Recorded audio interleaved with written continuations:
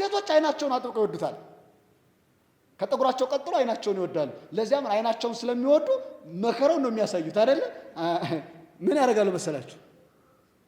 ምን ነው የሚባለው? ይሄ ኩል አይደለ? ከኩል አልፎ አሁን ምን ማድረግ ጀምረዋል? አይላይሽ ነው የሚባል። ትውልድ የት ልሄድ ነው? መድኃኒዓለም ምን ሆኖን ነው ግን? እኔና እናንተ ሰባቱ አጽዋማት እንኳን መጾም አቅቶን ያቋረጥናቸው የሉ? የዕለት ውዳሴ ማርያም መጸለይ አቅቶን የተውንባቸው ቀኖች የሉ አሉ አይደለ? መልአክ አይወልድም፣ አይዋለድም፣ አያገባም፣ አይጋባም አይደለ? ለመልአክ ጾታ የለውም። ለዘላለም መካኑና የቀረችው ማናት ካላችሁ ሜልኮል ናት። ለታቦት ክብር ሲሰጥ ዳዊትን በመንቀፏ መካኑና ለዘላለም ቀርታለች ማለት ነው። እስከ ሞተችበት ቀን ድረስ አልወለደችም። አሁን ወጣቱ ትዕግስት ነው ያጣው። በቃ በሆነ ነገር ትዕግስት በማጣቱ ምክንያት ብዙ ነገሮችን ያበላሻል። ወጣቶች በጣም መጽናት ያቃተን ነገር አለ አይደለ? ለምሳሌ እስከ ጋብቻ ድረስ ራሳችን መጠበቅ አቅቶን ወለም ዘለም የምንል አለን እኮ። እኔና እናንተ አሁን እዚህ ቤተክርስቲያን ሳትወጡ አንድ ወር ቆዩ ብንባል እንችላለን? እንደው ዛሬ አድራችሁ ዋሉ ብንባልስ እንችላለን? በስመ አብ ወወልድ ወመንፈስ ቅዱስ አሃዱ አምላክ ዘለዓለም ሥላሴ ካለመኖር ወደ መኖር አምጥቶ በአርአያውና በመልኩ ሰው አድርጎ የፈጠረን ዳግመኛ በጥምቀቱ ወልዶ ልጆቹ ያደረገን የአባቶቻችን የቅዱሳን አምላክ የእኛም አምላካችን ልዑል እግዚአብሔር ስሙ ከፀሐይ መውጫ እስከ መጥለቂያዋ ድረስ የከበረና የተመሰገነ ይሁን። አክሊለ ምክህነ የመመቻችን አክሊል ወቀዳሚተ መድኃኒትነ የድህነታችን መጀመሪያ ወመሰረተ ንጽህነ የንጽህናችን መሰረት ከሆነ በማርያም ድንግል በድንግል ማርያም ሁኖልናልና የአምላካችን እናት ቅድስት ድንግል ማርያም ስሟ ይክበር ይመስገን። ቅዱሳን መላእክት፣ ቅዱሳን ነቢያት፣ ቅዱሳን ሐዋርያት፣ ቅዱሳን ጻድቃን፣ ቅዱሳን ሰማዕታት ሁሉ እንደየማዕረጋቸው ስማቸው ይክበር ይመስገን። ክቡር አባታችን ቄሰ ገበዝ ኃይለ ሚካኤል እንዲሁም ክቡር አባታችን ቀሲስ ዮሴፍ የሁላችን አባት፣ ክቡራን መምህራን፣ የሰንበት ትምህርት ቤት አባላት፣ አባቶችና እናቶች፣ እህቶችና ወንድሞች ሁላችሁም ቸር በሆነው አምላካችን ፍጹም ሰላምታ ሰላም እላችኋለሁ። እንደምን ዋላችሁ?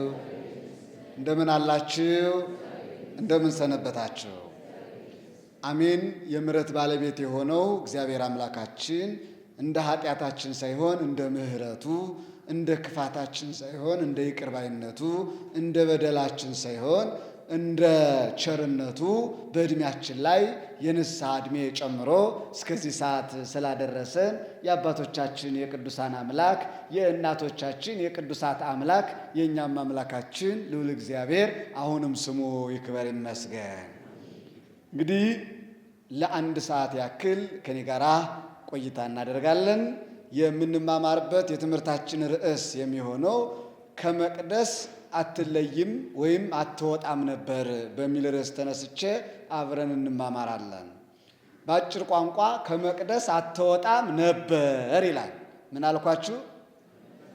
ከመቅደስ አትወጣም ነበር በሚል ኃይለ ቃል ተነስቼ አብረን እንማማራለን ማለት ነው። ቃሉን በቀጥታ በቅዱስ ወንጌል ተመዝግቦ እናገኘዋለን። የቅዱስ ሉቃስ ወንጌል ምዕራፍ 2 ቁጥር 36 ላይ የተመዘገበ አምላካዊ ቃል ነው።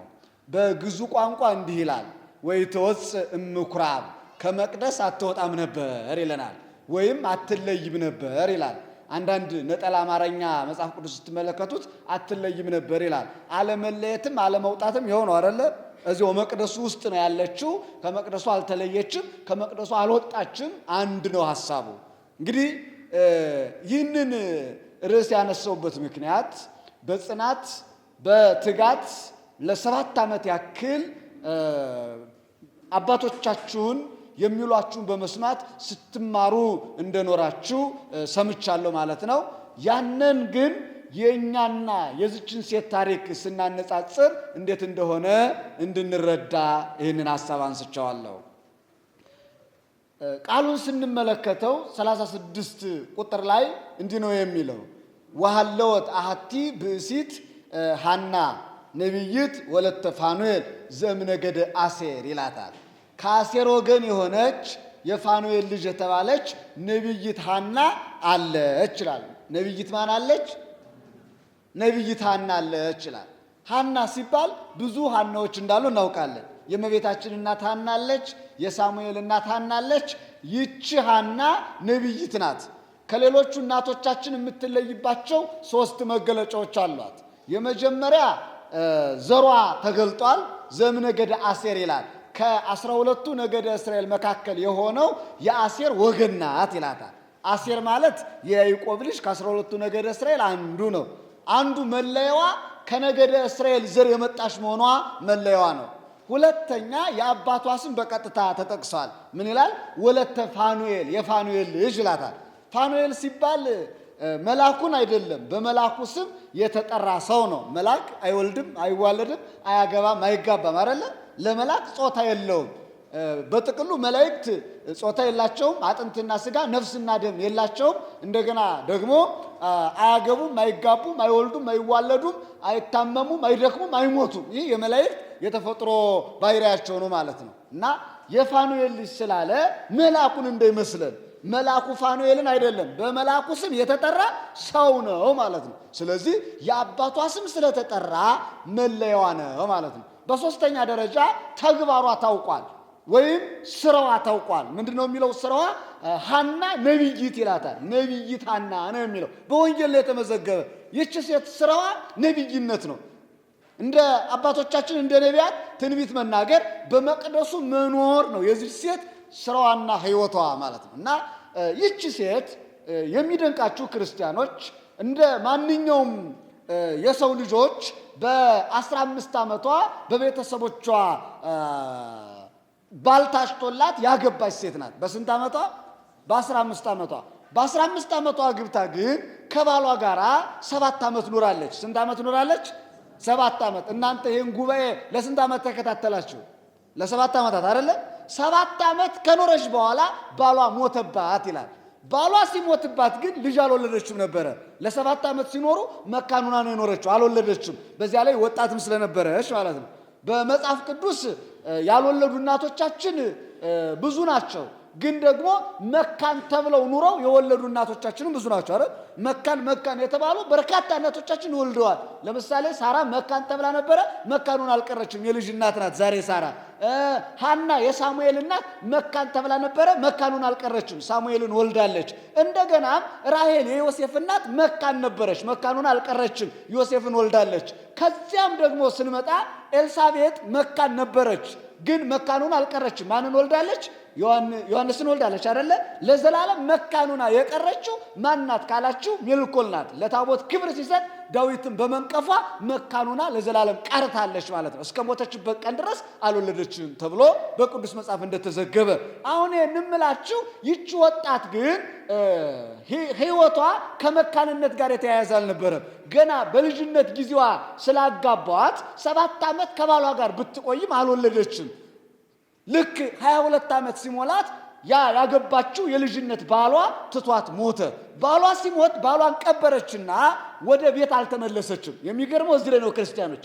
ባሏ ከሞተ በኋላ ባሏ ሄዶ ሲቀበር ካየችው የእምነት ቦታ ላይ እርሷ እዚያ እድሜ ልኳን ለመኖር የወሰነች ሴት ናት። በጣም የሚደንቃችሁ ባሏን ቀብራ ወደ ቤቷ አልተመለሰችም። ሌላ ባልም ላግባ አላለችም።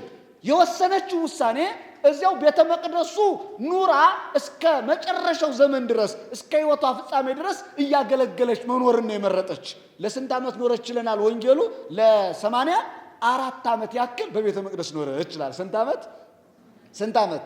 እናንተ ይህን ጉባኤ ለስንት ዓመት ነው ማስቀጠል የምታስቡት? ይህች ሴት ለስንት ዓመት ኖረች በቤተ መቅደሱ?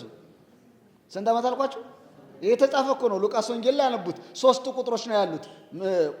ምዕራፍ 2 ቁጥር 36፣ ቁጥር 37፣ ቁጥር 38 በ3ቱ ቁጥሮች ላይ የዚህ ሴት ታሪክ ተመዝግቦላቸዋል ማለት ነው። እና 84 ዓመት ያክል ያለ መሰልቸት ያለ መድከም በጾም በጸሎት ከቤተ መቅደስ ሳትወጣ እግዚአብሔርን እያገለገለች ኖረች ነው የሚለን ታሪኳ። በጾም በጸሎት የሚደንቅ ነው። ሁሌ ትጾማለች፣ ሁሌ ትጸለያለች። እግዚአብሔርን ደግሞ ያለ ማረፍ ያለ ማቋረጥ ምን ታደርጋለች? ታመሰግናለች ማለት ነው። እንደውም ምንድን ነው የሚለው በግልጽ ቋንቋ እንዘ ትቀነይ በጾም ወበጸሎት ነው የሚለው። በጾም በጸሎት እግዚአብሔርን እያገለገለች የአገልግሎት ዋናው መሳሪያ ጾምና ጸሎት ነው አይደለ? እግዚአብሔርን እናገለግልበት። ይህች ሴት ለ84 ዓመት ሳትደክም ሳትሰለች ኖራለች። የኔና የናንተ ህይወት ከዚህ ሴት ጋር እናነጻጽረው። ስንት ዓመት ነው ያገለገልነው የሚለውን ጥያቄ ማንሳት ያስፈልጋል። ለስንት ዓመት ነው በቤቱ የጸናን በቤተ መቅደሱ ጸንተን የኖርነው? እድሜ ስንት ነው ነው? አሁን እያንዳንዳችን ብናጠነው የዚች ሴት የመቅደሱ ቆይታ ስንት ዓመት ነው አልኳቸው? 84 ዓመት። እኔና እናንተ አሁን ለስንት ዓመት እዚህ መርሐ ግብር ላይ ተገናኝተናል? ለስንት ዓመት? ለ7 ዓመት አይደል? 84 እና 7 ማነጻጸር ይቻላል? በጣም ከባድ ነው አይደል? ያውም ኑ በቀመር ላሳያችሁ። ይህች ሴት እንዘ ትትቀነይ መዓልተ ወሌሊተ ነው የሚለው። ቀንና ሌሊት ሳታርፍ ነበር የምታገለግለው። ወደ ቤቷ የሄደችበት ጊዜ የለውም። እኔና እናንተ ምናልባት በወር አንድ ቀን በሰዓት ስንት ሰዓት ቢበዛ ስንት ሰዓት? 2 ሰዓት አይደለ? እስቲ ያንና ደምሩትና በወር አንድ ቀን በአመት ስንት ቀን ይሆናል? ስንት ቀን ይሆናል? ኳልኩሌት አድርጉት እስኪ። አንድ ቀን አይደል? በጣም የሚገርም እኮ ነው። አሁን 7 ዓመት መጣን ሲባል ወደ ቀን ስንቀይረው በጣም ትንሽ ነው። በወር 2 ሰዓት ከሆነ በአንድ ቀን የሚሆነው 24 ሰዓት ነው አይደል? ታዲያ አንድ ቀን ለመሙላት 1 ዓመት መምጣት አለብን ማለት ነው። ያውም የሚቆራረጥ ደቂቃ አለ አይደል? ለምሳሌ ሁሉ በአንድ ላይ አልመጣ። አሁን ሊያልቅ ስል የሚመጣም አለ፣ ሲጀመርም ይመጣል። ግን አብሬጅ ወስደን 2 ሰዓት ብንለው በቀን በወር ውስጥ 2 ሰዓት በ12 ወር ውስጥ ስንት ሰዓቶች ናቸው ማለት ነው? 24 ሰዓት አይደለ? ስለዚህ በአመት ውስጥ ስንት ቀን ነው የመጣችሁት? አሁን እዚህ ስንት ቀን ነው የመጣችሁት? አንድ ቀን ማለት ነው። በ7 ዓመት ውስጥ ስንት ቀን? 7 ቀን ብቻ ነው የመጣችሁት። ይቺ ግን ስንት ዓመት ነው ይቺ ሴት የኖረችው? ምናልባት ብዙ ያገለግልን እንዳይመስላችሁ እያልኳችሁ ነው። የሰራንበት የሥራ ጊዜ ነው የሚታሰበው። ባደጉት ሀገራት የሚከፈለው በሰራው ሰዓት ልክ ነው አይደለ? ነው አይደለም? ነው። ስለዚህ እኛ የሰራ ነው ለዚህ ለመንፈሳዊ አገልግሎት የመጣንባቸው ሰዓታት ወደ ቀን ስንቀይራቸው በ7 ዓመት ውስጥ ስንት ቀኖች ናቸው ማለት ነው? 7 ቀኖች ብቻ ናቸው። ይህች ሴት 84 ዓመት ቀንም ሌሊትም እግዚአብሔርን እያገለገለች ኖራ ነበረ። ከዚያም በመጨረሻ እዚያው እሷ ካለችበት ቤተ መቅደስ ክርስቶስ ተወልዶ 40 ቀን ሲሞላው እሷ ካለችበት ቤተ መቅደስ ሂዶ ተገኝቷል አይደለ? እዚያ እሱንም አቅፋ እንደ ሽማግሌው ክርስቶስን አቅፋ በመጨረሻም የተሰናበተች ሴት ናት። በ106 ዓመቷ ከዚህ ዓለም ያረፈች ናት ማለት ነው። እና የምትገርም ሴት ናት። አሁን ይህን የምላችሁ ክርስቲያኖች ጽናቷን እንድንወስደው ነው። ጽናቷን ወጣት ናት። አሁን በብዛት የምትታዩት ወጣቶች ናቸው። የዚህ ሴት ጽናቷ የዚህ ሴት ጠንካራነቷ ለኛ አራያና ምሳሌ እንዲሆን ነው። በተለይ 3 መሰረታዊ ነገሮችን ከዚህ ሴት እንማራለን። የመጀመሪያ ምን እንማራለን? ትዕግስት እንማራለን አይደል? አሁን ወጣቱ ትዕግስት ነው ያጣው። በቃ በሆነ ነገር ትዕግስት በማጣቱ ምክንያት ብዙ ነገሮችን ያበላሻል። የዚህ ሴት ትዕግስት ግን አስቡት፣ 84 ዓመት ሙሉ አንድ ቦታ ላይ ቦታ ሳትቀይር ከአንድ መቅደስ ውስጥ እየጾመች እየጸለየች ጾሙን ሳታቋርጥ ጸሎቱን ሳታቋርጥ ከመቅደስ ሳትወጣ እያገለገለች ስንት ዓመት ኖረች? 84 ዓመት። ትዕግስቷ ይገርማል አይደለ? በጣም ይደንቃል። እስቲ ከዚህ ሴት እንውሰድ፣ መታገስን ከሷ እንማር። እንዴ እኔና እናንተ አሁን እዚህ ቤተ ክርስቲያን ሳትወጡ 1 ወር ቆዩ ብንባል እንችላለን? እንደው ዛሬ አድራችሁ ዋሉ ብንባልስ እንችላለን? ከባድ ነው። አያችሁ፣ እንደ ቀላል እንዳታዩት። 84 ዓመት ሙሉ አንድ ቦታ ላይ የአጽኖ ባት ያደረጉ የአባቶቻችን ምሳሌ የእናቶቻችን ምሳሌ ናት እቺ ሴት። መጻሕፍት እንደዚህ አድርገው መስለዋታል። እናም ትዕግስት እንማራለን ነው ጥቆማ ነው የምጠቁማችሁ። መቼም በዚህ 40 እና 50 ደቂቃ ውስጥ ብዙ ነገር አትጠብቁ አይደለም፣ ግን ጥቆማ ከተጠቋቆምን እናንተ ታጠኑታላችሁ ማለት ነው። ሁለተኛ ከዚህ ሴት ትጋትን እንማራለን። ምን እንማራለን? ትጋት። ስትጸልይ አታርፍም ነበር ማለት ነው። ቀንና ሌሊት ትጸልያለች፣ ትጾማለች። ትጋቷ እኮ ነው በጣም ከትዕግስት ላይ ያለ ትጋት፣ ትዕግስትና ትጋትን ደርባ የያዘች ሴት ናት። ትጋቷ ይገርማል። 84 ዓመት ሙሉ የጸለየች ሴት ናት። 84 ዓመት ሙሉ ያመሰገነች ሴት ናት። 84 ዓመት ሙሉ የጾመች ሴት ናት ማለት ነው። እኔና እናንተ 7 አጽዋማት እንኳን መጾም አቅቶን ያቋረጥናቸው የሉ? የዕለት ውዳሴ ማርያም መጸለይ አቅቶን የተውንባቸው ቀኖች የሉ? አሉ አይደለ?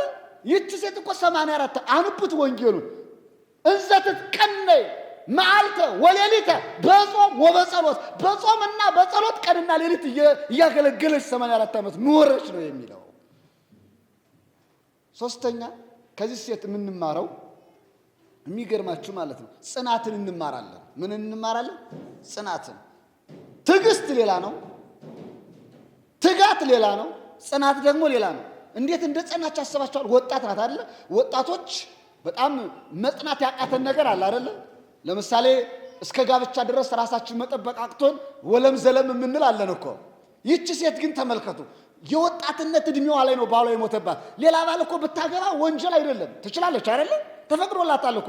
ባሏ የሞተባት ሴት ሌላ ባል ብታገባ ከሕግ የተፈታች ናት ይላል እኮ ማቴዎስ ምዕራፍ 5 ስታነቡት። ያውም ጌታችን ነው ያለው ሚስቱ የሞተችበት ወንድም ሌላ ሴት ማግባት ይችላል፣ ተጽፏል፣ ወንጌሉ ይገልጻል።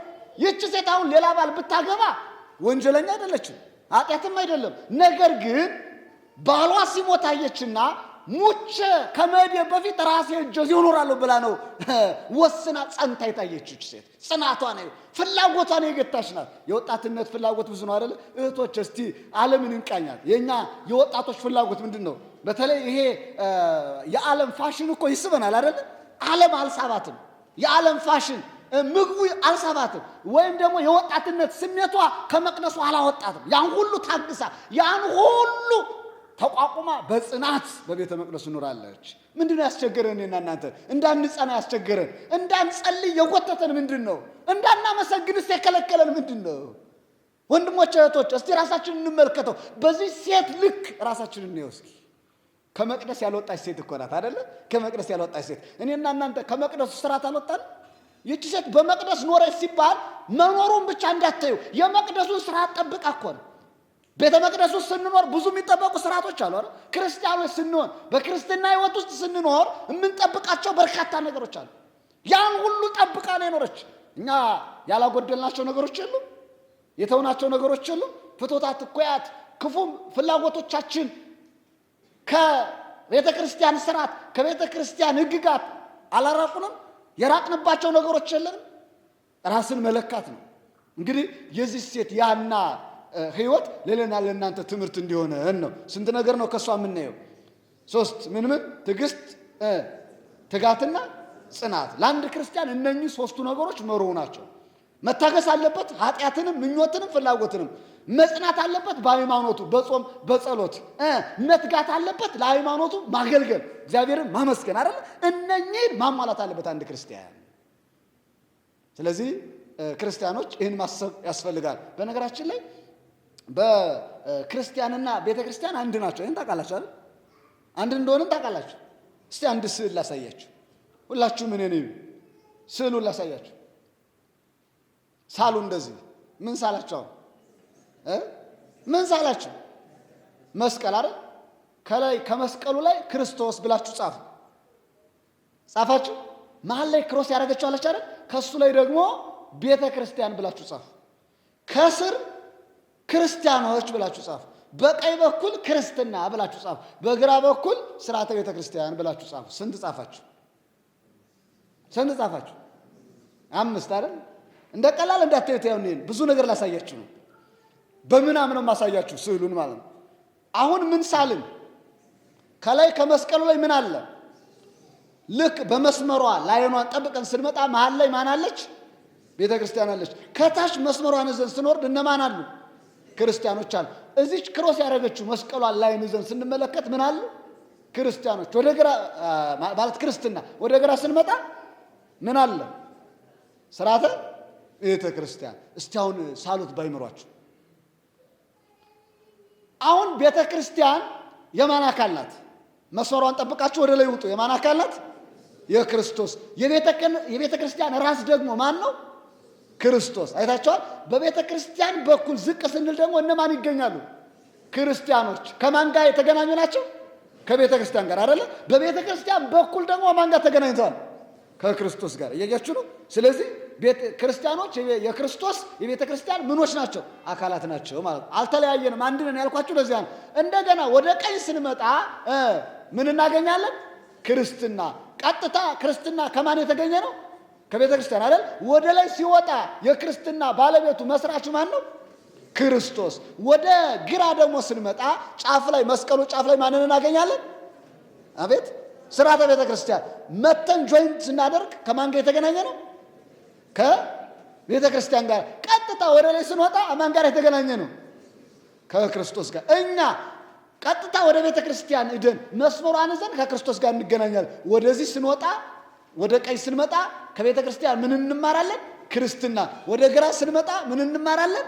ስርዓተ ቤተ ክርስቲያን። እነኛ አምስቱ ምንም አይሉ ናቸው፣ የማይለያዩ ናቸው ማለት። ሁሌም ባይኖራችሁ እነኝን አትርሷቸው። ግን እነኚህ ሁሉ የተመሰረቱት ምኑ ላይ ነው? ምኑ ላይ ነው የተመሰረቱት? ቀራንዮ ላይ፣ መስቀል ማለት ነው። አይታችኋል። እስቲ ወጣቶች ብዙ አሁን ይሄ በቀላል አሳያችሁ እንጂ ብዙ ጥናት የሚጠናበት ሐሳብ ነው። ይሄ የክርስትናው ቁልፍ ነው። አንድ ነገር ከፍቶ ለመግባት ቁልፍ ያስፈልጋል አይደል? ነገረ ቤተ ክርስቲያን ውስጧን ለማጥናት ይህንን ነው ቁልፉን ከፍቶ መግባት የሚቻለው።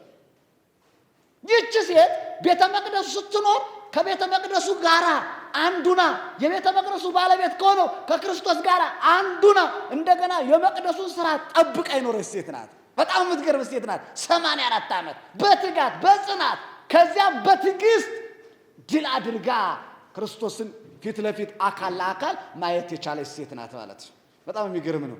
እና እንደዚህ ከሆነች በኋላ ሞት አይቀርምና አርፋለች። ብታርፍም ግን ትነሳለች አይደለ?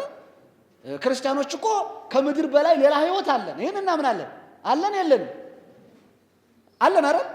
ስትጸልዩ ቅድም ስትጸልዩ የሃይማኖት ጸሎት ላይ መዝጊያው አካባቢ ምን ብላችኋል? እኛስ የሙታንን መነሳት ተስፋ እናደርጋለን አይደል? ባሏ ቢሞትባትም በተስፋ ነው መቅደሱ የኖረችው። የሙታንን መነሳት ተስፋ እናደርጋለን። ይህ ቀላል ቃል አይደለም። ምናውቃቸው ሰዎች የተከበሩ ብንላቸው አባቶቻችን፣ ካህናት፣ ሊቃውንቱ ሁሉ ይሞታሉ፣ ግን እንደሞቱ አይቀሩም። ምን አላቸው? ኋላ ህይወት አላቸው። ሙታን እንደሚነሱ በቀላል መንገድ እስቲ ላሳያችሁ። 5 ምሳሌዎችን መስዬ በቀላሉ ላሳያችሁ። የመጀመሪያ የቤተ ክርስቲያናችን መብራት የሆነው ሊቁ ቅዱስ ኤጲፋኒዎስ የመሰላቸውን 3 ምሳሌዎችን ላንሳ። ኤጲፋኒዎስ ስነ ፍጥረትን የተመራመረ እንደገና ከ15ቱ ቅዳሴያት መካከል 15ኛዋ ማዛ ቅዳሴ ናት። ከ15ቱ ቅዳሴያት መካከል አንዱ ቅዳሴ የደረሰ ከሃይማኖት አበው ከምንለው መጽሐፍ ደግሞ አንዱን ክፍል የደረሰ እንደገና ደግሞ አክሲማሮስ የምንለውን መጽሐፍም የጻፈ የደረሰ ሌሎችንም መጻሕፍት የደረሰ የቤተ ክርስቲያናችን ሊቅ ነው። ቅዱስ ማን? ኤጲፋኒዎስ። በተለይ ይሄ ነገረ ክረምቱን የክረምቱን ጉዳይ መብረቁን፣ ደመናውን፣ ነፋሳቱን፣ በረዶውን፣ ጉሙ እንዴት እንደሚፈጠር ያጠና የተመራመረ ቅዳሴው እንደዚያ ነው አይደል? ኤጲፋኒዎስ ቅዳሴ አባቶቻችን ያጠና የተመራመረ ነው ኤጲፋኒዎስ። ታዲያ ኤጲፋኒዎስ ምን ይላል መሰላችሁ? ስለ ሙታን መነሳት በሃይማኖት አበው ሲገልጥ አንተ ሰው ሙታን እንደሚነሱ ከራስህ ተማር አለ። ከማን ተማር? ከራስህ አለ። በጣም የሚገርም ነው። በቀላል ቋንቋ ነው እዚያው በራሱ ለማስተማር የፈለገ ምን አለ? ጠጉርን ትላጫለህ አለ። ጠጉርን ምን ትላለህ? ትላጫለህ። ጠጉርን መላጨትህ የመሞት ምሳሌ ነው። የተላጨው ጠጉር ተመልሶ ምን ይሆናል አለ? ይበቅላል። ጠጉር መብቀሉ የትንሣኤ ምሳሌ ነው አለ። ይገርማል አይደለ? አያችሁ፣ በቀላል ለማስረዳት እኮ ነው። አሁን በየቀኑ ጠጉራችን ስንላጭ ምንን ያስተምረናል? ምን ይገልጽልናል? መሞትን አይደለ? እንደገና ደግሞ ጠጉራችን ሲያድግ ሲበቅል ምንን ይገልጥልናል? መነሳትን። እንዲያውም ከአንድ ራስ ላይ 2 አይነት ጠጉሮች አሉ አይደል? ምንና ምን? ሽበት አይደለም እንደዛ የሚባለው እንዴ? 2 አይነት ጠጉር ስላችሁ ሽበት ነው የምትሉት? ምንድን ነው? ነጭና ጥቁር አይደል የሚባለው? ነጭና ጥቁር። የሚገርመው ስንላጨው ነጭ ከነበረ ሲበቅል ምኑ ነው የሚበቅል? ተለውጦ ጥቁር ሆኖ አይበቅልም። ምኑ ነው የሚበቅል? የራሱን ይዘት ይዞ ነው የሚበቅል። ጥቁር ከነበረ ምኑ ነው የሚበቅል? ጥቁር ሆኖ ነው የሚበቅል። መልኩ ነጭ የሚሆነውም ከላይ ነው። ታዲያ ይላል በአንድ ራስ ላይ ነጭና ጥቁር ጠጉሮች ቢኖሩ ልክ ሁለቱም ሲላጩ ሁለቱም በየራሳቸው ይበቅላሉ ይላል። እንደዚህ በአንዲት መቃብር ላይ ጻድቃንና ኃጥአን ሊቀበሩ ይችላሉ። ሲቀበሩ ኃጥአንም የራሳቸውን የኃጢአት ሥራ ይዘው ጻድቃንም የራሳቸውን ጽድቅ ይዘው ምን ይላሉ? ይነሳሉ ይላል። አያችሁ፣ ባጭሩ ምን ለማለት ነው? በምድር ላይ ስንኖር ኃጥአንና ጻድቃን በአንዲት ዓለም ላይ ቢኖሩም ሙተው ተቀብረው ሲነሱ የየራሳቸውን ስራ ይዘው ይነሳሉ። ልክ ማለት ምንድን ነው? በአንድ ራስ ላይ ያሉ ጠጉሮች የራሳቸውን መልክ ይዘው እንደሚበቅሉ ሁሉ ሙታንም ሲነሱ እንደዚያ ናቸው ነው። ስለዚህ ከሞት በኋላ ጽድቅ መስራት አይቻልም እያልኳችሁ ነው። ጽድቅ መስራት የሚቻለው ከሞት በፊት ነው። እና አንዱ ምሳሌ ይህ ነው። ጠጉር የትንሣኤ ሙታን ማስረጃ ነው። መላጨት መሞት ነው። መብቀሉ የምን ምሳሌ? መነሳት ነው። ይቀጥልና አሁንም ኤጲፋንዮስ ሁለተኛ ምሳሌ ጥፍርን አነሳ። ጥፍርን ትቆረጣለህ። ጥፍርን መቆረጥ የመሞት ምሳሌ ነው። እንደገና የተቆረጥከው ጥፍር ተመልሶ ምን ይሆናል? ይበቅላል። ጥፍር መብቀሉ የመነሳት ምሳሌ ነው። አሁን ይሄ በየቀኑ የምናደርጋቸው ነገሮች ናቸው አይደል? ከራስ ለማስተማር እኮ ነው። ከራስ ተማር ስላለ ነው። አሁን ይሄ ለእኔና ለእናንተ የሙታን መነሳት ምሳሌና ማስረጃ ስለሆነ ጥፍር መቆረጥ መሞት ነው። የጥፍር መብቀል መነሳት ነው። ይቀጥልና አሁንም ኤጲፋንዮስ ሶስተኛ ምሳሌ ከላይ ከፍ አለና ፀሐይን ተመልከታል። ፀሐይ ማታ ትገባለች አለ። ማታ ገብታ የት እንዳለች አታውቅም አለ። ማታ የገባችው ፀሐይ ግን ተመልሳ ጠዋት ምን ትሆናለች? ትወጣለች አለ። ፀሐይ መግባቷ አንተም ሙተ መቃብር የመግባት ምሳሌ ነው። ጠዋት ፀሐይ መውጣቷ አንተም ከመቃብር ተነስተ ከመቃብር ወጥተ የመነሳት ምሳሌ ነው ይላል። የፀሐይ መግባት መሞትን፣ የፀሐይ መውጣት መነሳትን ያስረዳል ይለናል ኤጲፋንዮስ። ግልጽ ነው አይደል? ስንት ፀሐይ ነው ያለ በዓለም ላይ? አቤት 2 3 4 ስንት? አንድ ፀሐይ አይደል? የሚገርማችሁ ብዙ ያልሆኑ ነገሮች አሉ። አንድ ሃይማኖት፣ አንድ ጌታ፣ አንዲት ጥምቀት፣ አንዲት ቤተ ክርስቲያን፣ እንደገና አንዲት ፀሐይ።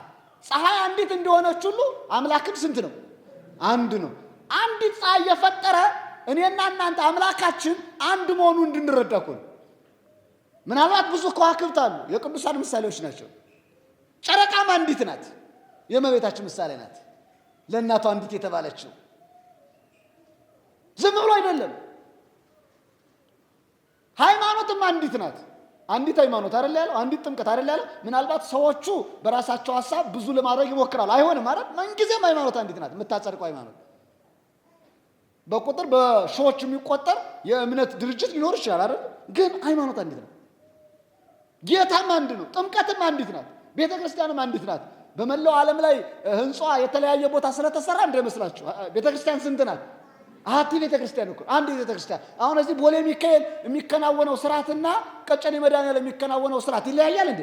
አይለያይም። አንድ ነው። እዚሁ የክርስቶስ ሥጋ ይቆረሳል፣ እዚያም የክርስቶስ ሥጋ ይቆረሳል። ደሞዝ ይፈሳል፣ እዚያም ይፈሳል። እንቀበለዋለን። አሜን። ቅዳሴው አንድ ነው። እንደው ሲያየል ጠይቃችሁ ክርስቶስ በምድር ላይ ስንት ቀን ቅዳሴ ቀድሷል? ይህን የመለሰልኝ ሰው ልዩ ማበረታቻ እሸልማለሁ። ስንት ቀን ቀድሷል ክርስቶስ? አባቶች ያውቁታል። እናንተ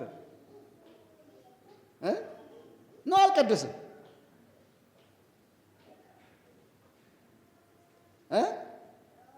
አጠነከርኩት። እሺ ልንገራችሁ። አይ የሚመልስ ሰው መጽሐፍ ልሰጠው ነበር።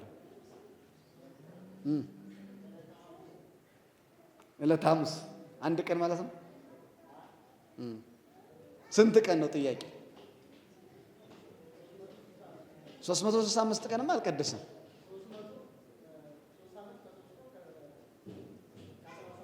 የቀደሰባቸው ቀኖች ነው። አሃዱ ብሎ ቀድሷል አይደለ? እሺ እኔ ልግለጽላችሁ። ጥሩ ነው ሙከራው። አንዷን ቀን አግኝታታል። 3 ቀን ብቻ ነው የቀደሰው። ስንት ቀን አልኳችሁ? 3 ቀን። እንዴት ብላችሁ ካጠናችሁ አሁን ቅዳሴ ስታስቀድሱ ይህንን መጠየቅ ያስፈልጋል። መረዳት ማወቅ ያስፈልጋል። 3 ቀን በምድር ላይ ቀድሷል። መቼ መቼ ከተባለ የመጀመሪያው ወንድማችን የመለሰው የጸሎተ ሐሙስ ዕለት ራሱ ቀድሶ ለደቀ መዛሙርቱ ሥጋውና ደሙ ሰጥቷቸዋል አይደለ? ለምሳሌ ሐሙስ የቀን ቅዱስ ትባላለች አይደለ? ለምን የቀን ቅዱስ ተባለች? ለመጀመሪያ ጊዜ ቅዳሴ ምን ያለባት ቀን ስለሆነች ነው። የተቀደሰባት ቀን ስለሆነች ያውም ራሱ ክርስቶስ የቀደሰባት። አንድ ሁለተኛ ክርስቶስ መቼ ቀደሰ መሰላቸው? ሰኔ 21 ቀን አይደለ? የሕንጸተ ቤተ ክርስቲያን ሰኔ 20 በእመቤታችን ስም ቤተ ክርስቲያን ታነጸች። ከዚያ 3ቱን ድንጋዮች አይደለ ክርስቶስ የሰራቸው አንድ መቅደስ ያደረጋቸው። ሰኔ 20 ሕንጻው አልቆ ሰኔ 21 ቀን በእመቤታችን ስም ራሱ ሰየመና። የሚገርማችሁ አባቶች እንዲሁ የአማንያን በእመቤታችን ስም የተሰየሙ ቤተክርስቲያናትን ራሱ ይጠሏቸዋል አይደል? ክርስቶስን እንወዳለን ይላሉ። ለመጀመሪያ ጊዜ በእመቤታችን ስም ቤተ መቅደስን የሰየመ ማን ነው? በራሱ ስም ሳይሰይም እኮ ነው በእናቱ ስም የሰየመ ክርስቶስ አይደለም እንዴ? የቂሳሪያዋ ቤተክርስቲያን፣ የፊልጵስዩዋ ቤተክርስቲያን የተሰየመችው በራሱ በክርስቶስ በእመቤታችን ስም። ታዲያ ያችን ቤተክርስቲያን በሶስት ድንጋዮች ሰየመና በ21 ቀን የእመቤታችን ቀን ራሱ ክርስቶስ ቀድሶ ለደቀ መዛሙርቱ ሥጋውና ደሙን ብሏቸዋል፣ ሰጥቷቸዋል ማለት። ይሄ ሁለተኛ ቀን ነው። ራሱ አሃዱ ያለባት ቤተክርስቲያን ናት። ሶስተኛ ነሐሴ 16 ነሐሴ 16 እመቤታችን ያረገችበት ዕለት ራሱ ክርስቶስ ቀድሶ እናቱን ይዞ ሄዷል። እነኚህ ቀኖች ክርስቶስ የቀደሰባቸው ቀኖች ናቸው። ይህንን ያልኳችሁ ለምን መሰላችሁ? ክርስቶስ ቀድሶባት አካሏ ራሷ የሆነላት ቤተክርስቲያን ክርስቶስን አሰብክም ብለው ሲቃወሙ ሞኝነት ነው አይደል? እንደ ቀደሰ ትቀድሳለች፣ እንደ አስተማረ ታስተምራለች፣ እንደ መራ ትመራለች፣ እንደ መከረ ትመክራለች። ቤተክርስቲያን ክርስቶስ ያደረገውን በሙሉ ነው የምታደርገው። አካሏ የሆነላትን ክርስቶስን አትሰብክም ማለት ይሄ ሞኝነት ነው አይደል? እንዴት? አካል እኮ ራስ የሰውነት አካል ነው አይደል?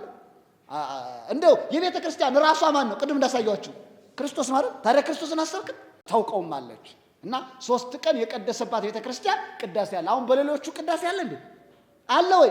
የለም። ቅዳሴ ያለ ካህናት ያሉን መስቀል የያዛባት ያለን ከኛ ነው። አሁን ግን የሚገርማችሁ ቤተ ክርስቲያንን ለማስጠላት የማይኬድበት ሂደት የለም አይደል? ብቻ አሁን ያን ልትፈው ወደ ነገሬ ልምጣ፣ ወደ ምሳሌዎቹ ልምጣ። የሙታን መነሳት ስንት ናቸው? በምሳሌ የሚገልጥላችሁ በስንት ነው ያልኳችሁ? በ5 ስንት ነግሬያችኋለሁ? አቤት። አንደኛ ምን ፀጉር አይደል? ሁለተኛ ጥፍር፣ ቀላል ቋንቋ እኮ ነው። ሶስተኛ ፀሐይ አይደል? ምሳሌው ነው ቀርቧል። አራተኛ እንቅልፍ።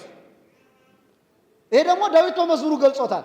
ወተንሳ እግዚአብሔር ከመዘንቃ ህምነዋ ይላል የዳዊት መዝሙር 77 ቁጥር 65 ላይ እግዚአብሔር ከእንቅልፍ እንደሚነቃ ምን አለ ይለዋል? ተነሳ አይደል የሚለው። የክርስቶስ ትንሣኤው ከምን እንደሚነቃ ነው? ከእንቅልፍ እንደሚነቃ። ልበ አምላክ ዳዊት ይሄን መሰለ። ስለዚህ መተኛት የመሞት መንቃት የምን ምሳሌ ነው? የመነሳት ምሳሌ። በየቀኑ ሞተን እኮ ነው የምንነሳው እኛ። አሁን ሌሊት እንቅልፍ ተኝታችሁ ከሆነ የት እንዳላችሁ አውቃችሁታል? ታውቃላችሁ? ታስታውሳላችሁ? አናውቅም አይደል? ስለዚህ መተኛት፣ መሞት፣ መነሳት፣ መንቃት የትንሣኤ ምሳሌ ነው። ልበ አምላክ ዳዊት የክርስቶስን ሞት በእንቅልፍ ትንሣኤውን በንቃት መስሎ ተናግሮታል። ወተንሳ እግዚአብሔር ከመዘንቃ ህምነዋ ማለት ወከመ ኃያል ወዳገ ከእንቅልፍ እንደሚነቃ ተነሳ ነው ያለው። ስለዚህ አሁን መኝታችን ሞታችንን፣ መንቃታችን ትንሣኤያችንን ያስረዳል። አምስተኛ ቅዱስ ጳውሎስ ለቆሮንቶስ ክርስቲያኖች የመሰለው ምሳሌ አለ። አንደኛ ቆሮንቶስ ምዕራፍ 15 ላይ አይታችሁታል አይደለ? ዘር ይዘራል።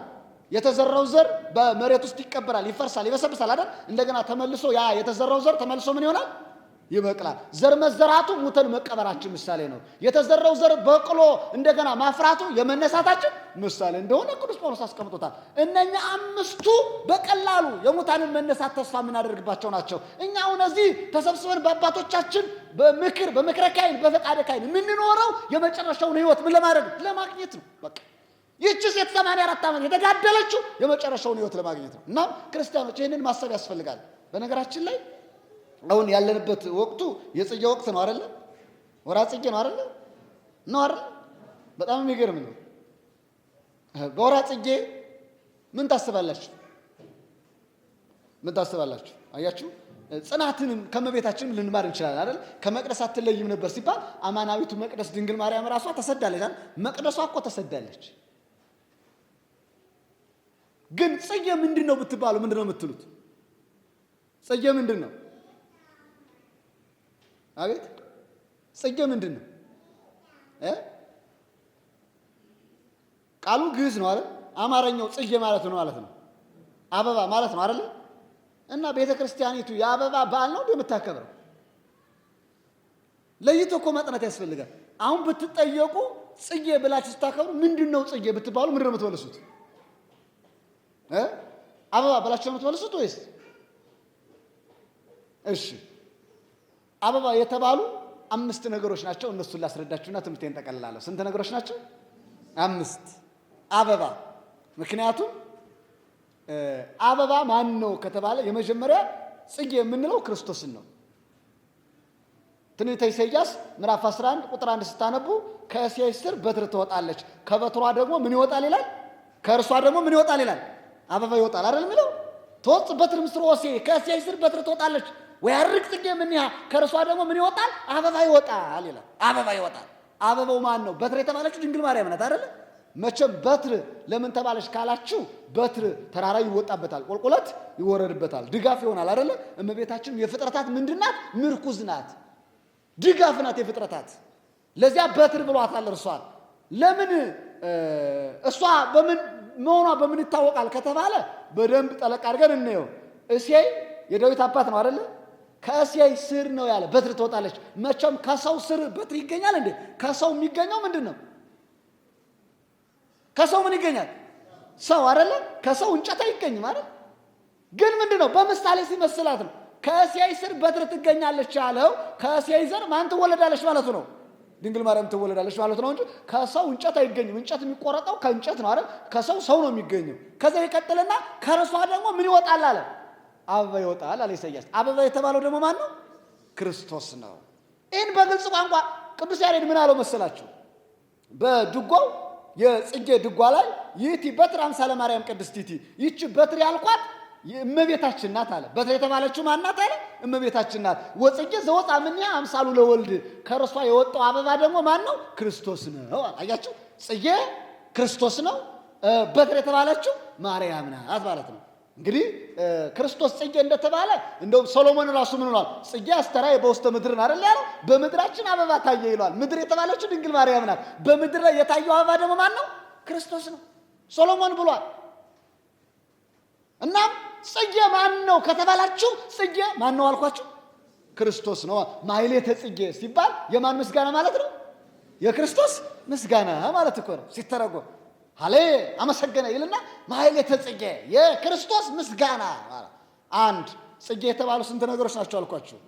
5። ጎበዞች ናችሁ አባቶቻችሁ፣ በእውነት የበሰሉ ናቸው እድለኞች ናቸው። እንደነኛ ያሉ አባቶች ልጆቻቸውን ሰብስበው የሚያስተምሩ አባቶች ምናልባት በየወሩ የምታገኙት ቃለ እግዚአብሔር ወደ እውቀት ጥግዟቸው ይሄዳል ብዬ ገምታለሁ። አይደለም? ምክንያት ቀላል አይደለም። አንዳንዱ ስለ ሕይወት ሊያስተምር ይችላል፣ አንዳንዱ ስለ እውቀት ሊያስተምር ይችላል። በዚያ ላይ በየዕለቱ የምትሰበስቡት መረጃ በጣም ቀላል አይደለም። ስለዚህ አሁን ጽጌ ማን ነው ብትባሉ፣ ጽጌ ማን ነው አልኳችሁ? ክርስቶስ ነው። ሁለተኛ ጽጌ የተባለች ድንግል ማርያም ናት። ቅድም እኮ ውዳሴ ማርያም ስታደርሱ ሰምታችሁታል። የውድ ውዳሴ ማርያም ላይ አንቲ ውእቱ ጽጌ ዘመዓዛ ሰናይ፣ መዓዛዋ ሽታዋ ያማረ አበባ ማነሽ አላችሁ? አንቺ ነሽ አላላችኋት? ማናት አንቺ ነሽ የተባለችው? ድንግል ማርያም ጽጌ ትባላለች። አዎ ጽጌ ደንጎላ ይላታል። አዎ በጣም የሚያምር አበባ ናት ድንግል ማርያም። እርሷን አበባ ስንላት የአበባዋ ፍሬ ደግሞ ማን ነው? ክርስቶስ ነው። ፍሬ ሕይወት ወፅአ እምኔኪ፣ የሕይወት ፍሬ ከአንቺ ምን አለ ይላል? ተገኘ አይደለም ነው ውዳሴ ማርያም። ሶርያዊ ቅዱስ ኤፍሬም እመቤታችን ደግሞ ደጋግሞ ጽጌ ብሏታል። ልጇን ደግሞ ፍሬ ብሎታል። መቼም ከአበባ ፍሬ ይገኛል አይደለ? ፍሬ ደግሞ ለምግብነት ነው የሚውል። ከእመቤታችን የተገኘው ፍሬ የኛ ምናችን ነው? ምግባችን ነው አይደል? አዎ ስጋው ደግሞ እንደተቀበላችሁ ብዙዎቻችሁ መረጃ ደርሶኛል። ለዚህ ምን አለ አባ ጊዮርጊስ ዘጋስጫ፣ እንደገና ደግሞ ቅዱስ ያሬድ ይሄንን አንጸባርቀውታል። አዎ እመቤታችንን ጽጌ ልጇን ፍሬ ብለው ማለት ነው። ስለዚህ እሷ አበባ ናት፣ ልጇ ደግሞ ፍሬ ነው ማለት ነው። ቅዱስ ኤፍሬምን ደጋግሞ ብሎታል። እንደውም ሁሌ ቅዳሴ ሲቀድስ የምትሰሙትን ቀላል ቋንቋ ላሰማቸው።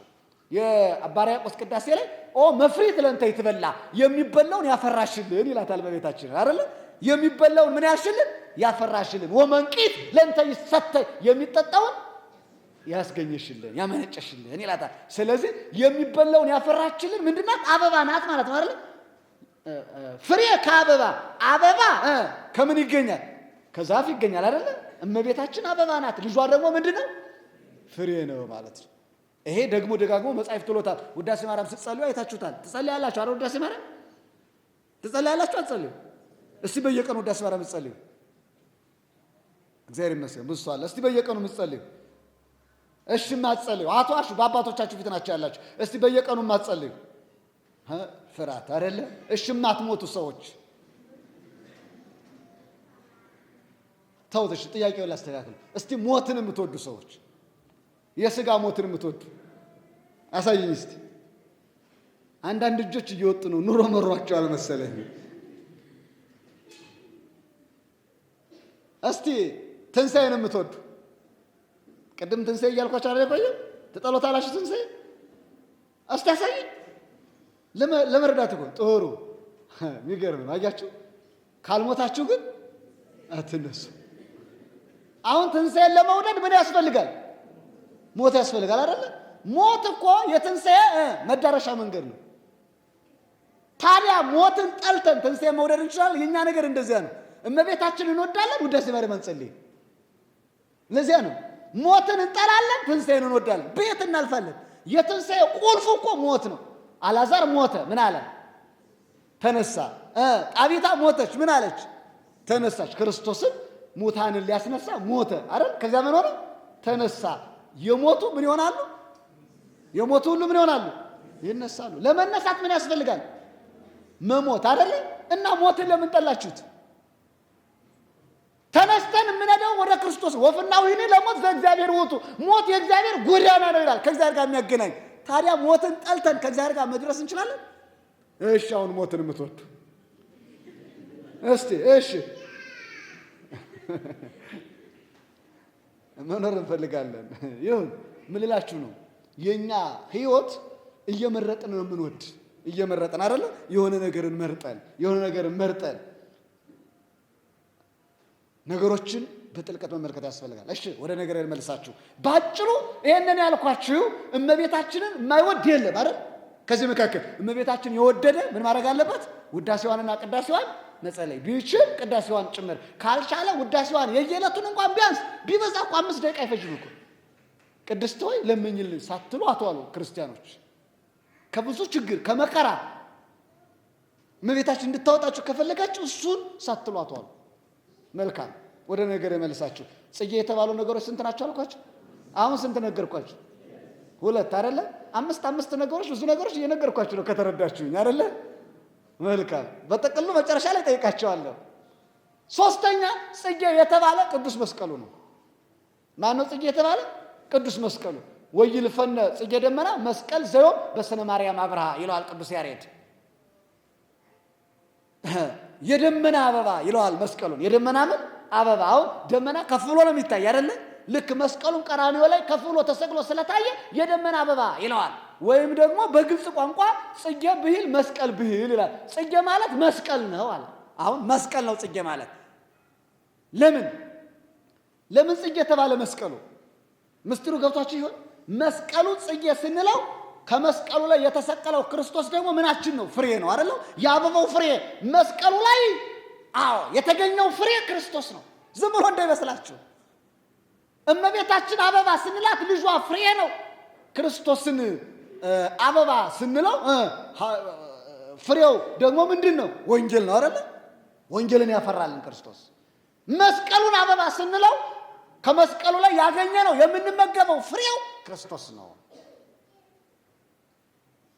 መስቀል በነገራችን ላይ ከኪሩቤል ጋር ተመሳጥረው አባ ጊዮርጊስ አባ ጽጌ ድንግል ምን ይሏታ ዝንቱ መስቀል መንበረ ነበልባል ዘኪሩቤል ቢጽ ይለዋል አይደለ ከኪሩቤል ጋር የተመሳሰለ ነው ምክንያቱም ኪሩቤል የእግዚአብሔር ዙፋን ተሸክሟል መስቀሉ ማንን ተሸክሟል ቀራንዮ ላይ ክርስቶስን ተሸክሟል አይደለ በጣም የሚገርም ነው ጸጊ ሳይረ ይለዋል ደግሞ ዘኪሩቤል ቢጽ ይሄ ያበበ ነው ይለዋል መስቀል ወይ ምን ይላል አባ ጊዮርጊስ ዘጋስጫ የዕለት ዓርቡ አበባ ቅዱስ መስቀል ነው ይለዋል የዕለት ዓርብ አበባ ይለዋል መስቀሉን አበባን ይላል ሲተረጉመው ንቦች ይከቡታል መስቀሉንም ክርስቲያኖች ምን ይሉታል ይከቡታል የዕለት ዓርቡ አበባ ክርስቶስ ደሙንና ስጋውን የቆረሰበት ያ የዓርብ አበባ ቅዱስ መስቀል ነው ስለዚህ አሁን ጽጌ ስንል ማን ነው ያለው መስቀል አሁን ማይሌተ ጽጌ ስንል አንደኛ የማን ምስጋና ማለት ነው የክርስቶስ ምስጋና ሁለተኛ ማይሌተ ጽጌ ስንል የማን ምስጋና የእመቤታችን ምስጋና ሶስተኛ ማይሌተ ጽጌ ስንል የማን ምስጋና የቅዱስ መስቀል ምስጋና አያችሁ አራተኛ ጽጌ የተባለችው ቤተክርስቲያን ናት ቅዱስ ያሬድ የጥቅምት ድጓ ላይ ጽጌ ቢል ቤተክርስቲያን ቢል ጽጌ ማለት ቤተክርስቲያን ማለት ነው አለ አበባ ይላታል ፍሬዎቿ ደግሞ እኛ ነን አይታችኋል የቤተክርስቲያን ልጆች አይደለ ቤተክርስቲያን አበባ ናት የአበባዋ ፍሬዎች ክርስቲያኖች ናቸው እርሷ አበባ ናት አንድ አበባ ካላፈራ ብዙ ጌጥ የለውም አይደል? አሁን እናንተ የቤተ ክርስቲያን ፍሬዎች ናቸው። ካህናት አባቶቻችን ጀምሮ ትላልቅ ፍሬዎች አባቶቻችን ናቸው፣ ጣዕም ያላቸው ፍሬዎች። እና ደግሞ አባቶቻችን ተከትለን ከቤተ ክርስቲያን የተገኘን ፍሬዎች ነን። ስለዚህ ቤተ ክርስቲያን ምንድናት? አበባ ናት። የአበባዋ ፍሬ ደግሞ እኛ ክርስቲያኖች ነን ማለት። አሁን ማሕሌተ ጽጌ ማለት የቤተ ክርስቲያን ምስጋና። እየተረዳችሁ ነው እንዴ? እስከ ዛሬ አታውቁትም እንዴ? አሁን ማሕሌተ ጽጌ ስንል እንዴ ዝም ብሎ የአበባ ምስጋና እንዴ? ሰው ውስጡን ማወቅ ያስፈልጋል። ቤተ ክርስቲያን የምስጢር የትርጓሜ ቤት ናት። ነገሮችን ጥልቅ አድርጎ ማየት ያስፈልጋል። እኛ እንኳን ላይ የሚታየው ስጋችን ነው። ከስጋ አልፎ ከቆዳችን አልፎ ምን አለ? ደም አለ። ከደም አልፎ ምን አለ? ስጋ አለ። ከስጋ አልፎ ምን አለ? ምን አለ? አጥንት አለ። ከአጥንቱ ውስጥ ምን አለ? ውስጥ ከአጥንት አሁን ለምሳሌ ከበሬው ይሄ አጥንት አለ አይደል? የበሬ ነው የፍየል ውስጧ የሚገኝ ነገር አለ አይደል? መቅኒ አይደለ? ተመልከቱ። እንደ ቀላል እንዳታዩት። መጻሕፍትም እንደዚያ ናቸው። አንዱን ላይ ለምሳሌ አንዱን ስትገልጡት ቆዳው አለፈ ማለት ነው። በግና አንጣዝ ላይ እንረዳው። መጀመሪያ በጉን ላይ ስናነሳው ምን አለው? ቆዳ አለው አይደለ? ቆዳው ከለቀቀ በኋላ ጠጉር ነው እንጂ አይደለም። ቆይ መጀመሪያ ከላይ ምንድን ነው ያለው? ጠጉር አይደለ? ጠጉሩን ስናነሳለት ከስር ምን እናገኛለን? ቆዳ አይደለ? ቆዳውን ስናነሳለት ምን እናገኛለን? ደሙ ይታያል አይደለ? አዎ፣ ደሙ ከለቀቀ በኋላ ደግሞ ምን ይታያል? ስጋው ይታያል። ስጋው ከለቀቀ በኋላ ምን ይታያል? አጥንቱ ጠንከር ይላል። ከአጥንቱ ውስጥ ደግሞ ሌላ መቅኔ ያለ ማለት ነው። መጻሕፍትም እንደዚያ ናቸው። አንዱን ምስጢር ስታነሱት ከስር ሌላ ምስጢር አለ። አንዱን ስትገልጡት ከስር ምን አለ? ሌላ ምስጢር። አንድምታ ማለት ያኮ ነው። ተፈጥሮን ማጥናት ነው ብቻ። ግን ትውልዱ ከላይ ለብ ለብ እያለ መጓዝ የለበትም። ጥልቅ ብሎ ቤተክርስቲያንን ማወቅ፣ ሕጓን፣ ስርዓቷን፣ ቀኖኗን መረዳት ያስፈልጋል። ማንም በአደባባይ እየመጣ ሲዘልፈን ዝም ማለት አይጠበቅብንም አይደል? ማወቅ፣ መረዳት፣ ካላወቅን መጠየቅ። መምህራን አሏት ቤተክርስቲያን፣ አባቶች አሏት ቤተክርስቲያን። ስለዚህ ማሕሌተ ጽጌ ሲባል ዝም ብሎ እንዳይመስላችሁ ነው። ስንተኛ ላይ ነው ያለሁት? እኔ ነገር ይወዛብኛል በነገራችን ላይ ይቅርታ።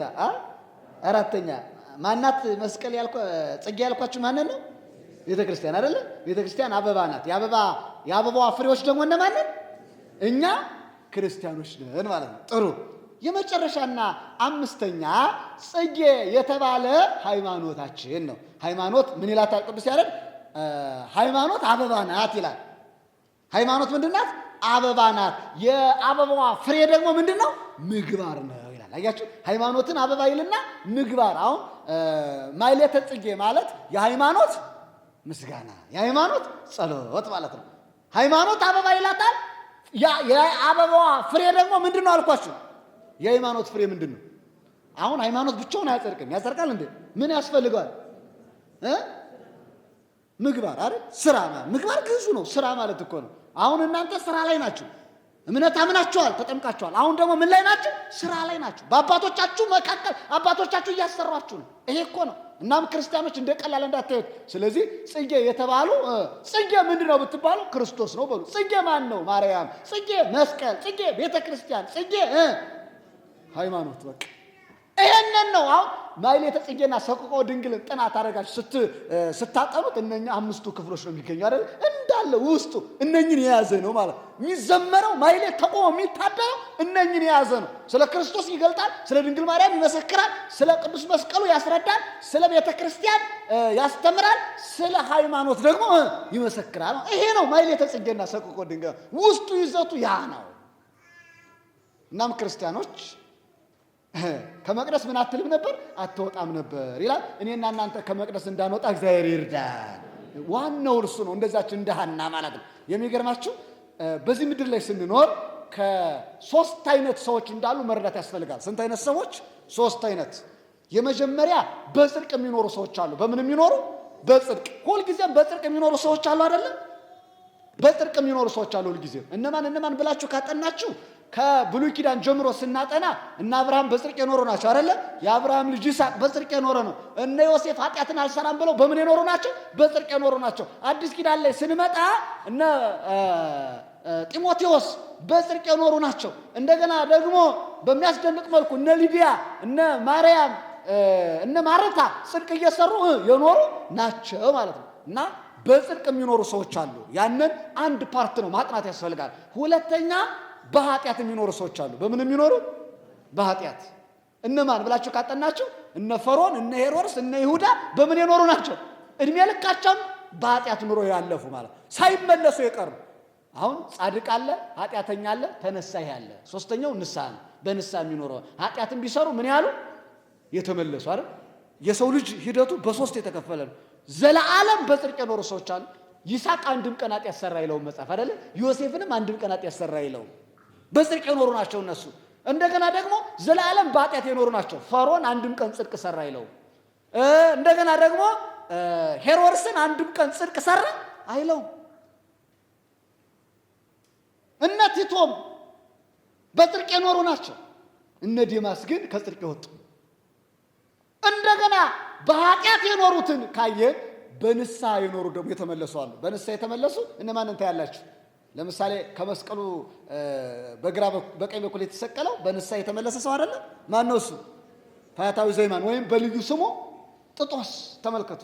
እንደገና ደግሞ ያቺ ኃጢአተኛዋ ማርያም አይደለ? ሽቶ የቀባችው ማርያም በጠጉሯ እግሩን ያጠበችው። አቤት ተነሳይ! እኔ የንስሐ ሕይወት ሲነሳ ይዝች የማርያም ነገር ይደንቀኛል። አዎ ወጣቶች እህቶች ክርስቶስን የምትወዱት ከሆነ እንደ ማርያም ሁኑ።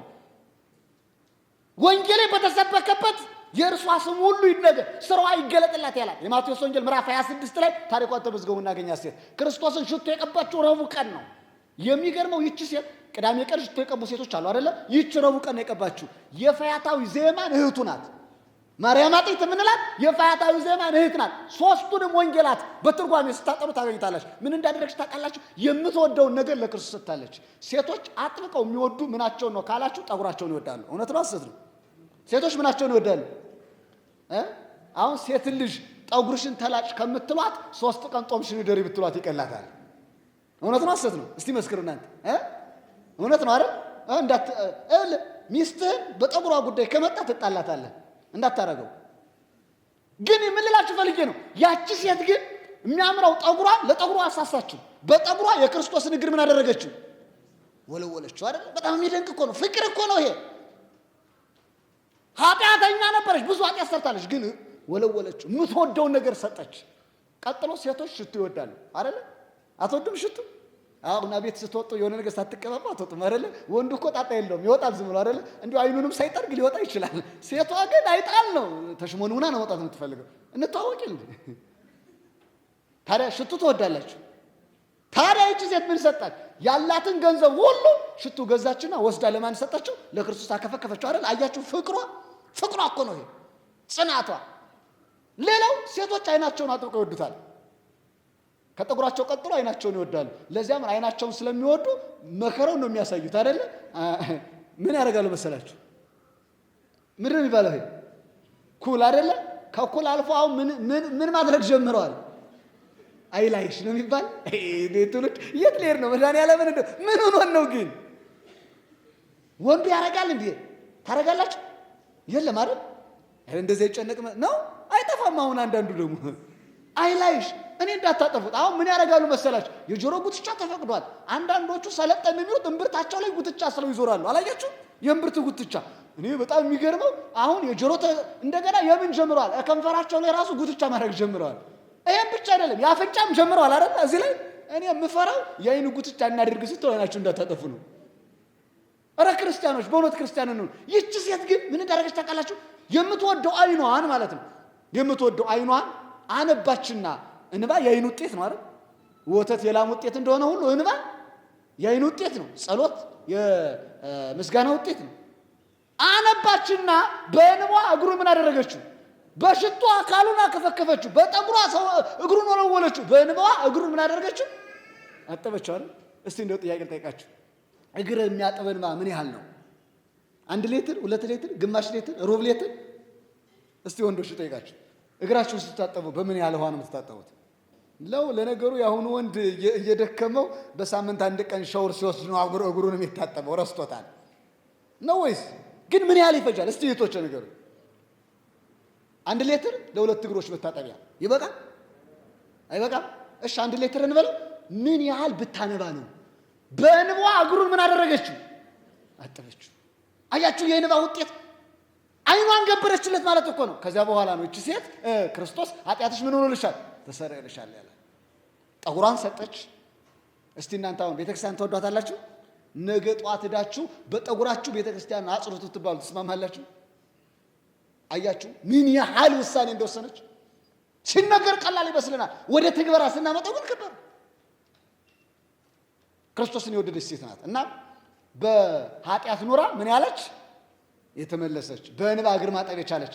አንድ ምስጢር እንድታጠኑ ቀለል ባለ ቋንቋ ጣል አድርጌላችሁ ልለፍ።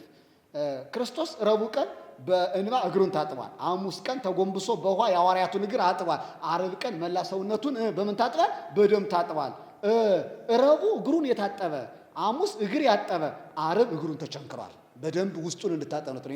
ጠቆማ ነው የምጠቁምላቸው፣ ምክንያቱም ሰዓቱ አጭር ስለሆነ ብዙ ማምራራት አልቻልኩም። ግን ካጠናችሁት ወጣቶች ተመራማሪዎች ናችሁ፣ ብዙ ነገር ታገኙበታላችሁ። እና ወደ ነገሬ ልመልሳችሁና ይህች ሴት ደግሞ መላ ዘመኗን በጽድቅ የኖረች ናት። ማን? ሐና አይደለ? 84 ዓመት ብሎ በጽድቅ በጾም በጸሎት የኖረች። እኔና እናንተ ገና እስከ መጨረሻው ወቅታ ድረስ ከዚህ ጉባኤ ሳንለይ በአባቶቻችን ምክርና ፈቃድ እየኖርን እንድንኖር አምላካችን ይፍቀድልን። የትምህርታችን ርዕስ ከመቅደስ ምን አትልም ነበር? አትወጣም ነበር። ከስርዓቱ እንዳንወጣ ከሃይማኖቱ እንዳንወጣ እግዚአብሔር ይርዳል። ምን ወጣባቸው ነገሮች ከዘረኝነት፣ ከሱስ፣ ከኃጢአት፣ ከዝሙት፣ ከወጣትነት ስሜቶች፣ ከመጥፎ ስሜቶች ሁሉ እንድንወጣ በመቅደሱ ስርዓት ገብተን እንድንኖር አምላካችን ይፍቀድልን። ስለሰማችሁ ስላስዳመጣችሁኝ አመሰግናለሁ። የቤተ ክርስቲያን አምላክ ሁላችንም በሃይማኖት ያጽናን፣ ይቆየን።